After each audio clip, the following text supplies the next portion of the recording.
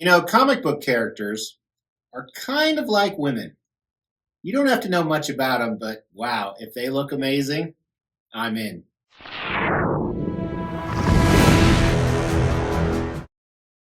As the Extreme channel is pushing towards 50,000 subscribers, these are just a few of the statues we're giving away on the journey there. If you want to know how to win one, stay tuned for later in the video. Hey guys, welcome to the Extreme channel. My name is Mr. X. We are looking at one of the most extreme statues. This is a custom, means it's a private unlicensed commission of Spawn.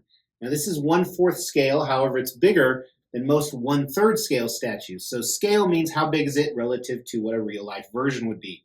And if you're a follower of the channel, you know that I like the look of Spawn. I've never been a huge follower of Spawn, so if I get anything wrong today, go cry to your mom. I'm lucky enough to actually own 2 other Spawn statues. So first was this prototype right here, and then they actually made an exclusive prototype of that, this guy right here, and this is actually the Curse of the Spawn, a little bit different variation. And I tell you that because he's going right next to that last one. And I am so stoked to finally have him in my collection. So today we're going to do an extreme review. We're going to talk about value. We're going to do close-ups, paint, sculpt, everything. So let's just dive in because there is so much to cover. And we're going to start with concept. And I think that's what makes this piece incredible. I just realized, you really can't rate the concept of a woman. Well, I suppose I could.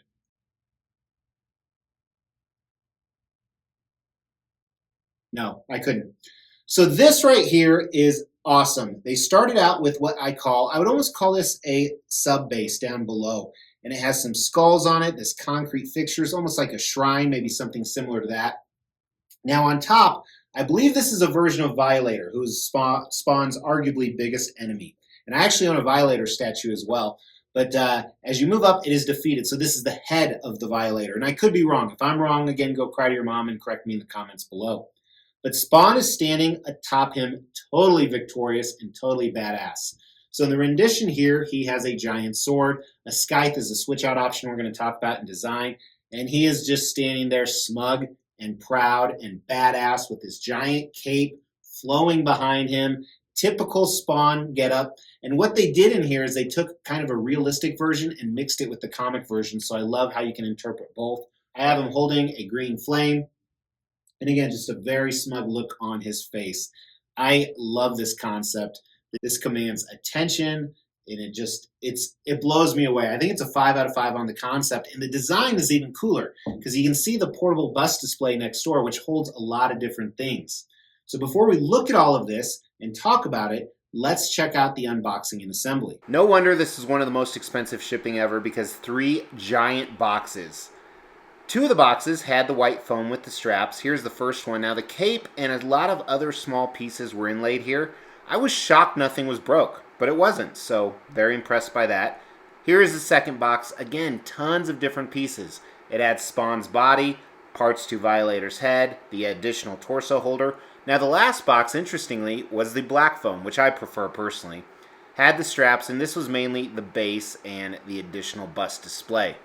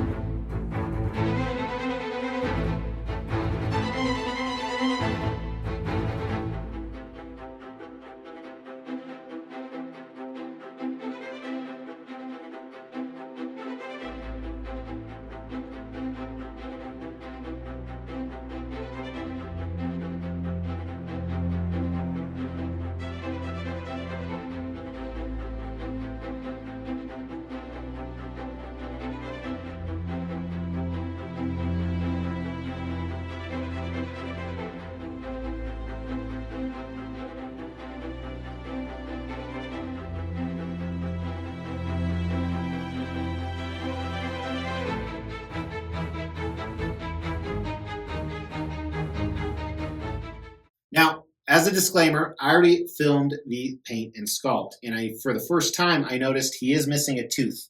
So I'm gonna have to go check the box, this right here. That's the only breakage I had, which is pretty incredible considering the boxes that it came in.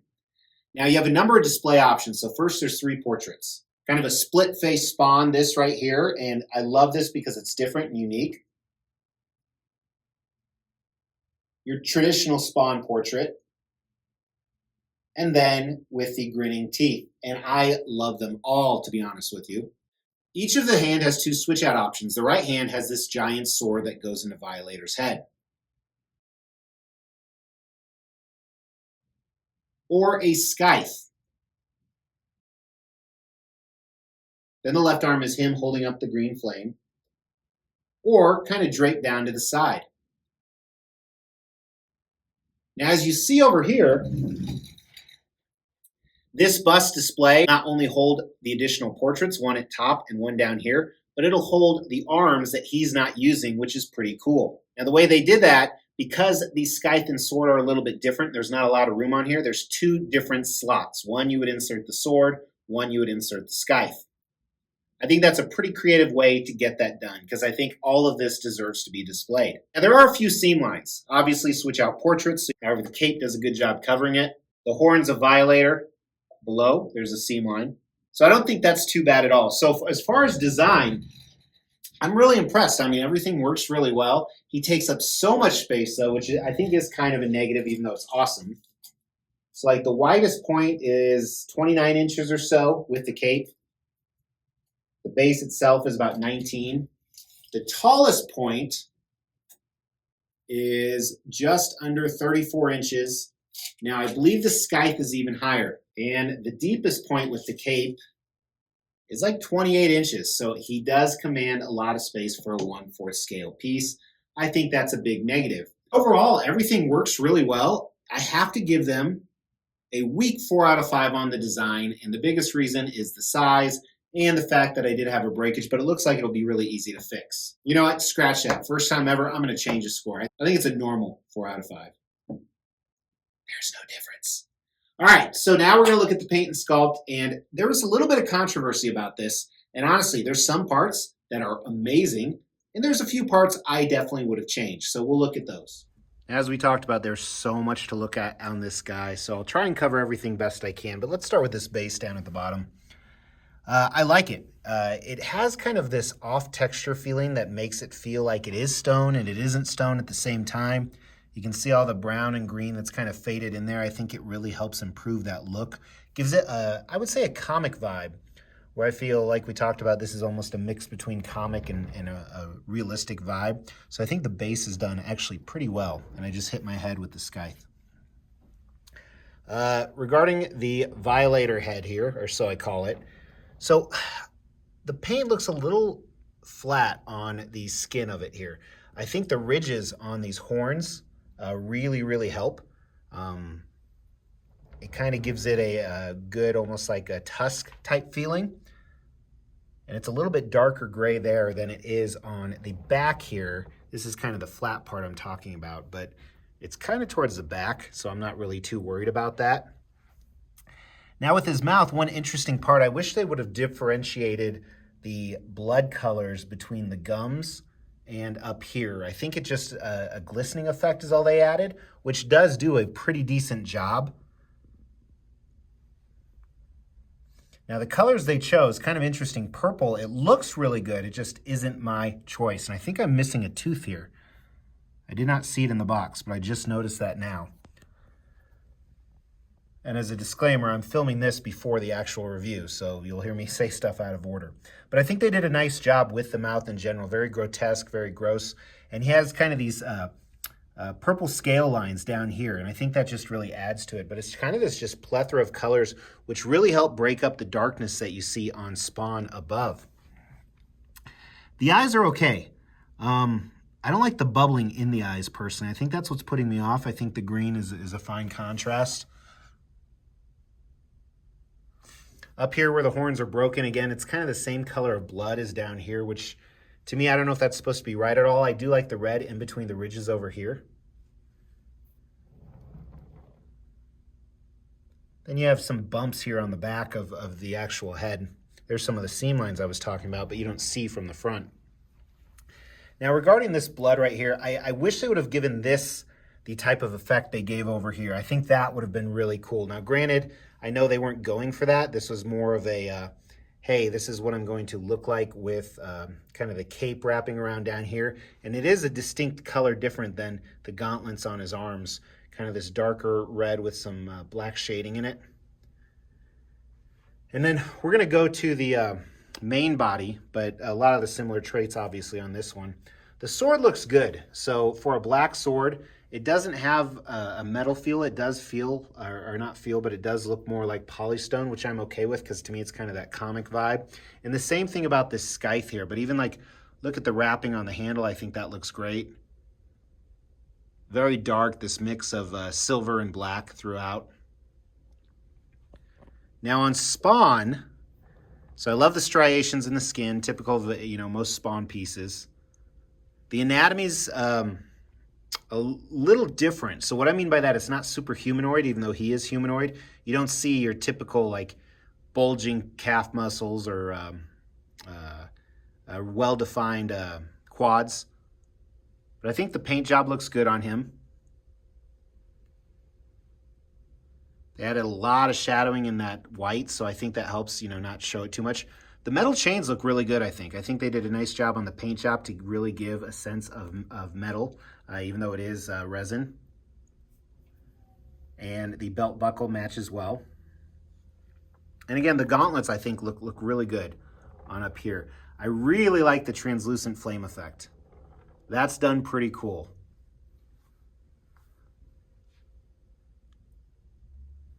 Now, the cape, I think, maybe a smidge too much, maybe like 5% too much black for me. Some of the foam pieces are still in here.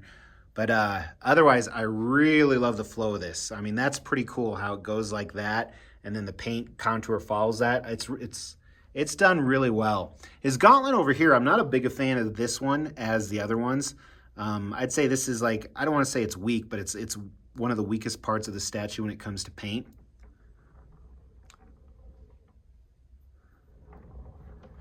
But let's look at the portraits. I think they look phenomenal, both the sculpt and the paint on them. So here's the classic Spawn portrait. Then the grimacing one right over here. Really well done on this, in my opinion. And of course, what I really looked forward to, this guy. Just so much cool detail. I mean, look at the print on these for the sculpt. And then they did a great job mixing in those colors. Put that down there for now. So really overall, I'm thinking the cape is phenomenal. Spawn is good.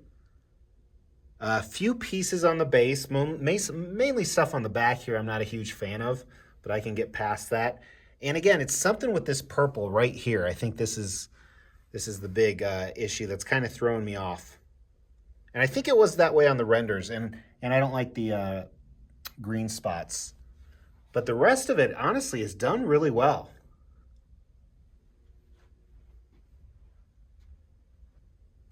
And the truth is, you actually have to step back to take a look at this piece. So of the few imperfections, you miss those. Now, one part I forgot, actually, is this back where it's severed off. Now, I will never see this because it'll be facing the wall, but I'm not a fan of this. I think it doesn't really look like bone in the middle or the blood around it. But like I said, to me, this isn't a make or break. It's not a part you actually see. But I think that they could have done maybe some veins and more gory stuff in the back to show maybe like the internal circulation system of the creature. So I think that's a big miss. All right, so my least favorite parts are the ones that are harder to see. So you got to kind of take that into consideration. But I think they did a magnanimous job on the sculpt here. It's done really, really well. I have to give the sculpt, I'm going to give it a 5 out of 5, especially with the cape. That's kind of what takes it to the next level for me. Paint, on the other hand, 3 is average, 4 is better than average. I'm going to give it a 3. It could, I think, go between 3 and 4, but I do have to say it's a 3 out of 5 on the paint. About half of it's probably a 4 out of 5, and half of it's probably a 3 out of 5 in my opinion. Now, value. They made a lot of these. Usually with a custom piece, they make about 50. They made 115 of these, and it retailed for $12.50. That is a steal in my opinion. However, you saw the boxes.